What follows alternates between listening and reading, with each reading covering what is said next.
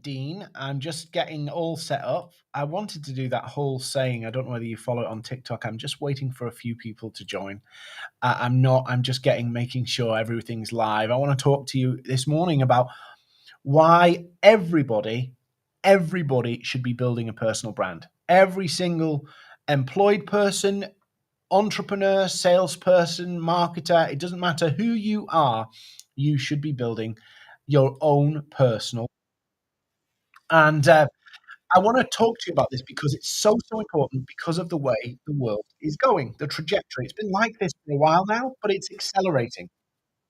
And 2023 is going to see an interesting change economically. And so a personal brand can give you an advantage in selling. It can give you an advantage in marketing and promotion of your business. And if you're looking for a new role, if you're looking for a new job, the worst comes to the worst, and don't want to be a forecaster of doom, you need to find a new role. A personal brand can give you an edge. So this morning, low key conversation, quick chit chat, really, more than anything. Just make sure all my gadgets are working. Do say hello in the comments if you're here. I've talked to a few people on my podcast, and I'm seeing more and more that um, our society is becoming more individualized, and brands and businesses are weighing in more on saying, we're not just hiring people now because they seem good. We're actually, we've seen it for ages. People check you out on social media before they pay. It's just the way it works. And more salespeople, salespeople are being asked. It's like old school. Years ago when you went to morning, Aaron. Years ago, when you were applied for a sales job, you were asked, "How big is your black book?" In other words, your list of contacts. And now that's very similar. I know some really senior people in sales who are not just being asked, "How big's your black book of network of contacts?" but "What's your impact on LinkedIn? What's your pool of people that they can work in?" And they're using that as an estimate of seeing how good or how likely this person's going to hit the ground running in terms of revenue. So Alan's asked a good question. Do you think a personal brand gives you an advantage now, but then the market saturates with lots of personal brands? Do you think this will change?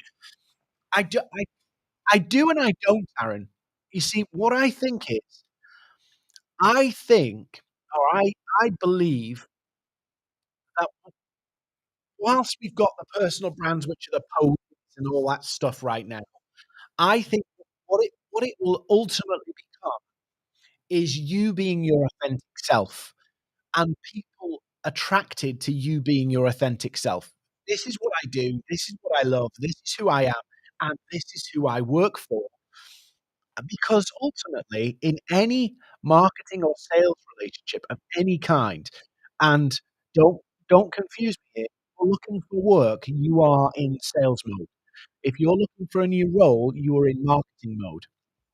Your CV is a piece of marketing. Your interview is a sales call. You're still trying to convince somebody that you are the best choice. So whether it's a business, whether it's your consulting, your coaching service, or you're going for a job, you are trying to market yourself in exchange for money. We're all doing that. We're marketing ourselves in exchange for money to deliver a service, to deliver a product. Whether you're looking for a job, it's your small business, you're a salesperson, we're all doing the same thing. So Aaron's point's good in that what happens when everybody does the slick personal brand thing and everybody looks, brilliant, perfect teeth and all that. I'm not kind of like thinking like that. I'm thinking that what will happen is we could about we could be in a phase where we go through a revolution in becoming ourselves. In that I'm not everybody's cup of tea. Some people would get annoyed by listening to me. Some people won't. Some people will think my way of explaining things is really good and useful, and other people will think it doesn't make sense. We are not everybody's cup of tea.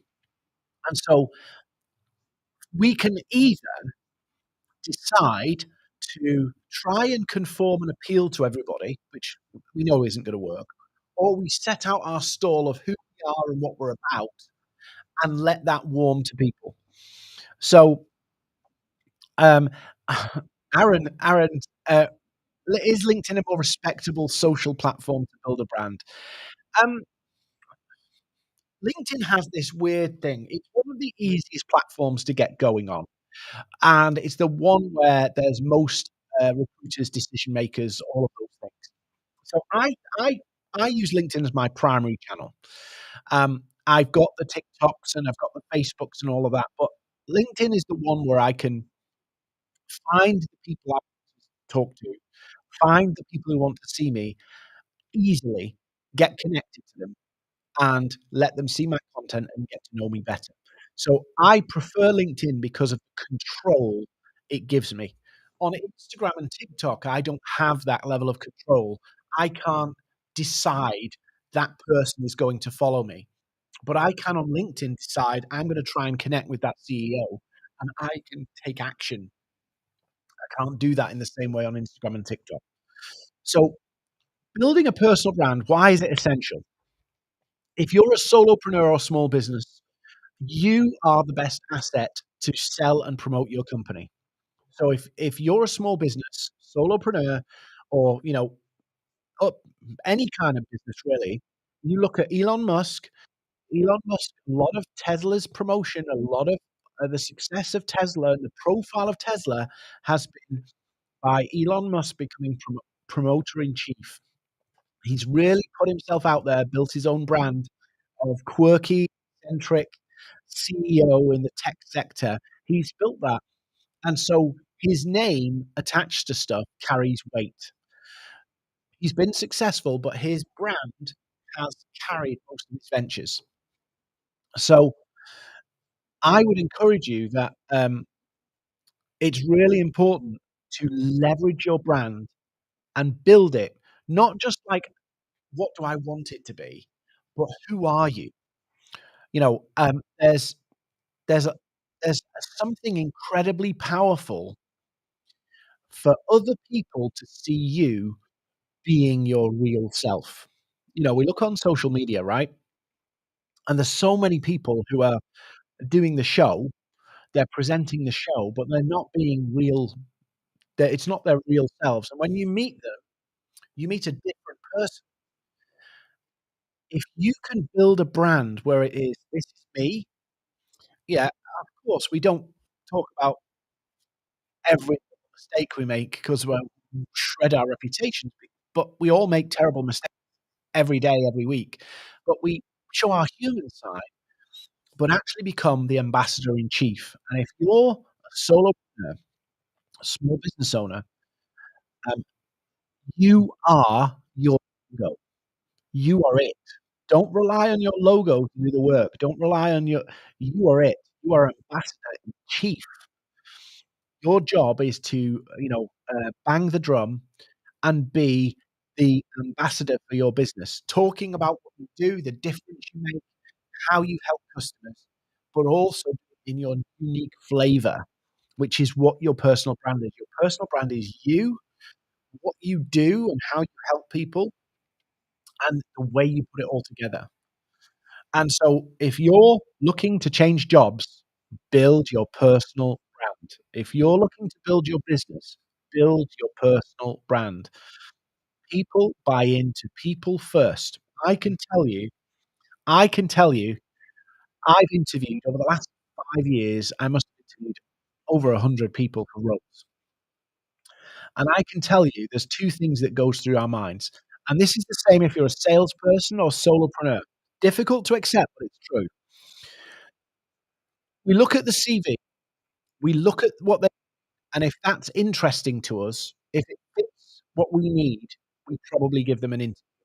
You're a solopreneur or a small business and you approach prospects, the first thing we do is we look at what do they do? Is it of relevance to us? Should we have a conversation? But in that, we're also trying to judge the person from a set of criteria of do we think we can, work with that person? So there's this, like, instant calculation happening in our heads of what we see, does this person fit? It's totally emotional, totally illogical, but we do it. Aaron, I'll come to your question in a moment because it's a really good one. So we go through this process. Whether you're looking for a job, whether you're selling something, every decision maker does this. There's the logic of it and there's the emotion of it. Now, in a marketing environment, where it's different or sales environment, where it's different from looking for a job, is the emotive bit comes first. So in a recruitment scenario, you send in a CV, you make it look as good as you can, you tailor the CV to the company so it's as relevant as you can, and then you send it in, they analyze it to see if it fits that criteria, and then they go, "Well, I have this person in it," and then you get the emotive part of, "Do you know this person? How did they answer that?" Not just what did they answer, how did they answer? So that's the kind of, employment side. It's analytic, then it's more emotive. In a marketing environment, your personal brand becomes more important, or a sales environment, because emotive first. You have to convince somebody to want to talk to you or be willing to talk to you. And on LinkedIn, that's based on your content, it's on your profile, it's how you interacted with them, it's all of those things together. And then when they meet you on the call, you've got to get on with them, create some traction, create some rapport, have break the ice, do all of that good stuff before you can actually talk about what you really want to do, the value you want to bring. That personal brand piece, I think of it like a filtering mechanism. Filtering mechanism. In that, if people warm to your personal brand, it means that call is going to go more smoothly. If people don't warm to your personal brand, that call can go less smoothly. It's gonna be a bit difficult or clunky or awkward or like, you know, like, get to the so people get afraid, and I'm coming to Aaron's question now. People get afraid putting themselves out there because what if they put themselves out there and it puts somebody off? It puts somebody off. Big thing about that people have, about what if I do something that deters somebody from buying from me, puts somebody off?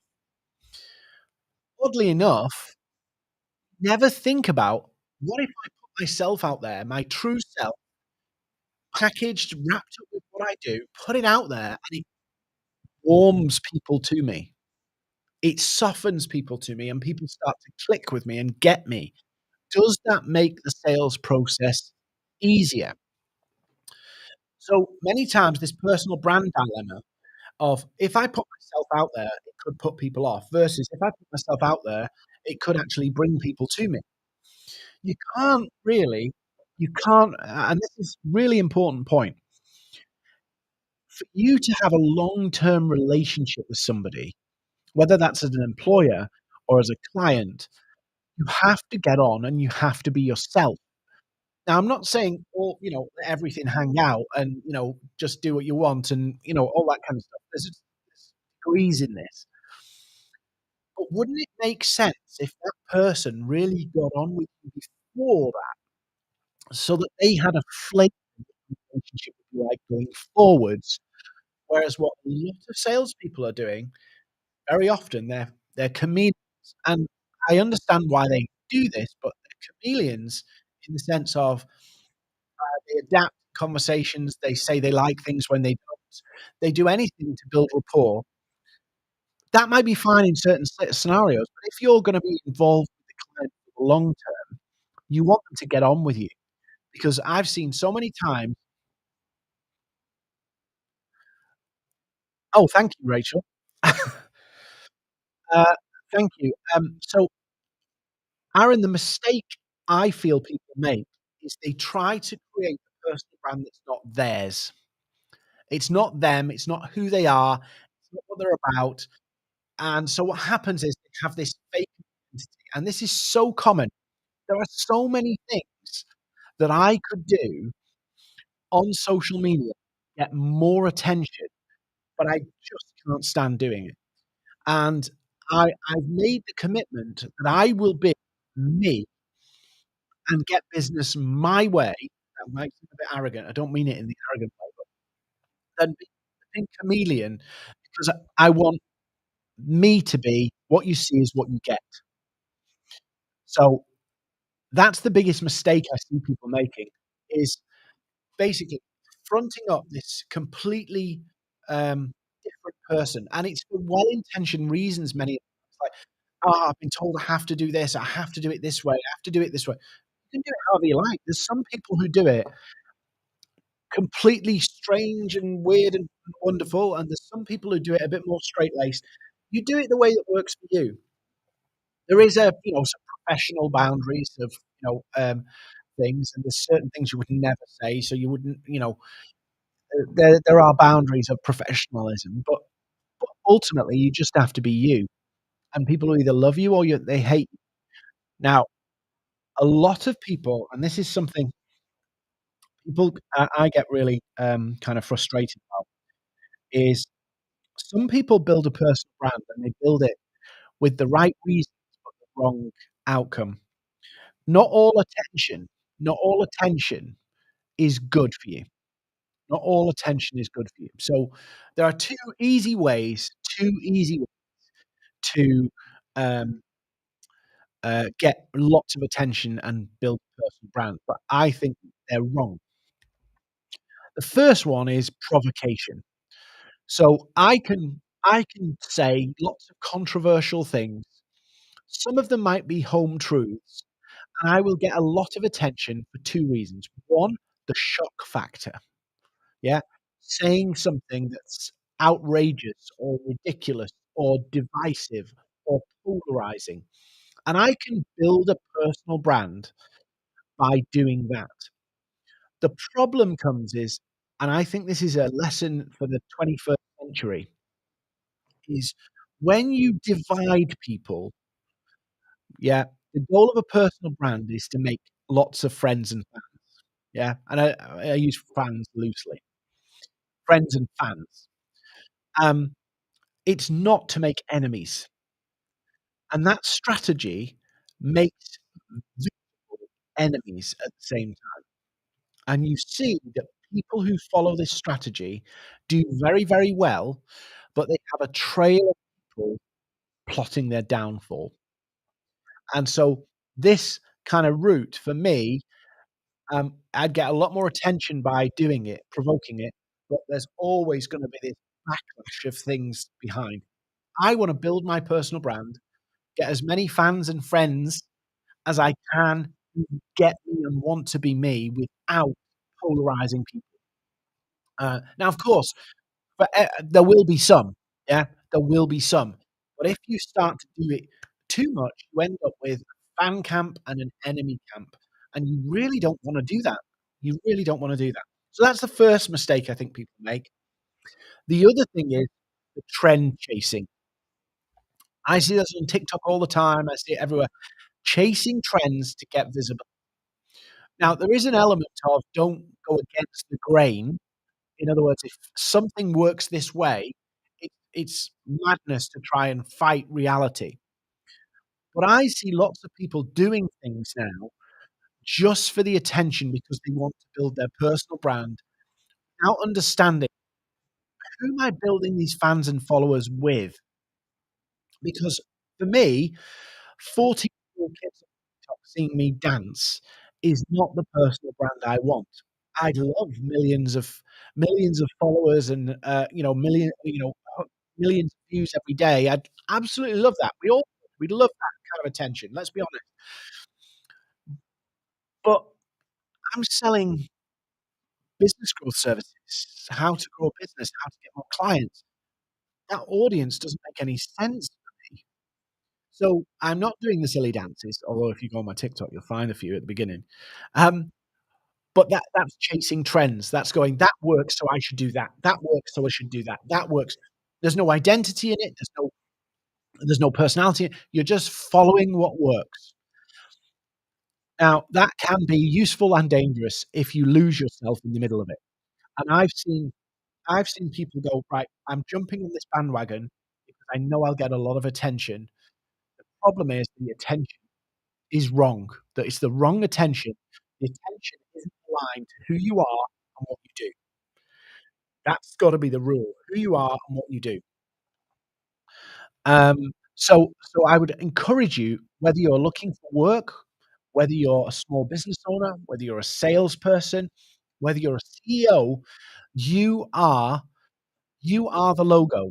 You are the logo. We're all marketing and selling, all of us. Even the CEO who runs a stock market listed company is marketing and selling. He's trying to market to the shareholders, the stock market, his internal board and teams to keep momentum and things moving forward. Everybody's doing this. So the personal brand is, what do you wanna be known for? What's unique about you? Well, your personality makes you unique, so why not leverage it? Use it as a filtering mechanism. People if people don't get on with you, it's better to know early. And how do you what do you want to offer to people? You know, you got your offer, what I'm selling, so it could be me if it was a job, it could be me as a business growth company, it could be me as a social media marketer, whatever it is. There's the yeah, uniqueness of me and my core topics. So I encourage you to do that kind of, Venn diagram of what am I selling? Yeah. What's my message? Who am I that makes me unique? And combine those together. Yeah, you could add the audience in there, a 4-circle Venn diagram.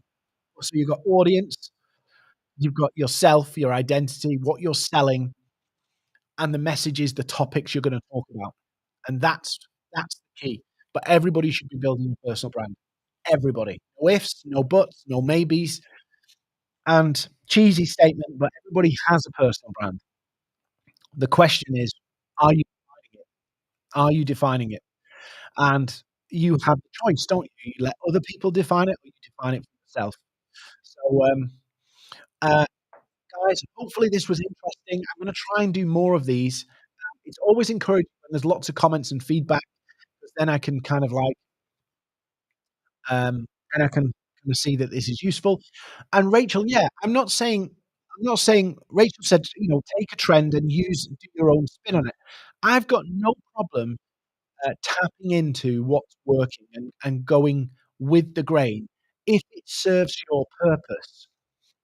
But sometimes I think a lot of people get lost with, "Hey, trend, I must do something," not really thinking, "How does this help me in that circle diagram of helping me sell what I'm trying to sell, helping me advance who I am and get me known for who I am, stay on my message and topics." If it doesn't do that, you shouldn't do it. But I think it feels like a lot of people are just chasing trends. And I'll shut up in a second, but one big one on LinkedIn, I've seen 2, and I don't think it helps people build personal brands. The first one is putting funny videos on LinkedIn. I did this years ago, and I get loads of traction. A lot of the people are coming to you because they were just amused by the video, not about your topic or who you are or anything like that. It was just, um, you know, that was nice, that was funny.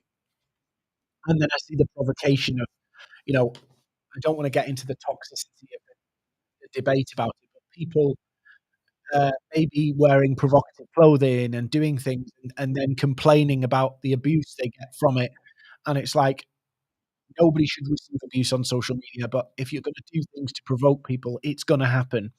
So I see those 2 things revolving on LinkedIn that are kinda like, they're quite toxic, quite damaging. They don't advance a personal brand.